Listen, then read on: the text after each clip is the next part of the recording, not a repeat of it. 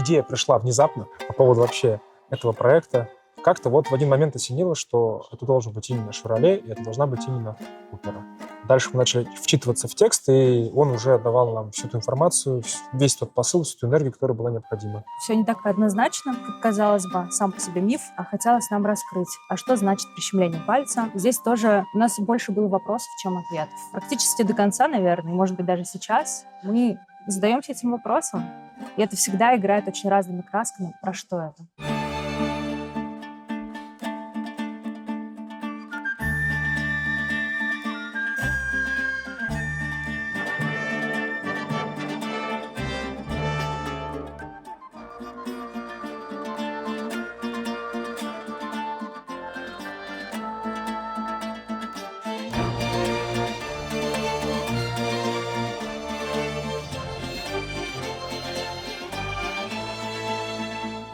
Ребята справились, окрасили как эмоционально, мизансцены прекрасно все это сделали пластически, все оправданно, все понятно было. Я думаю, вот обычно при таких необычных постановках, таких музыкальных окрашенных, безмелодийных, можно практически сказать,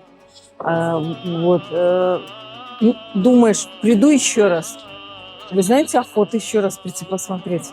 А это показатель того, что это заинтересовало, что это интересно, необычно, непривычно, интересно.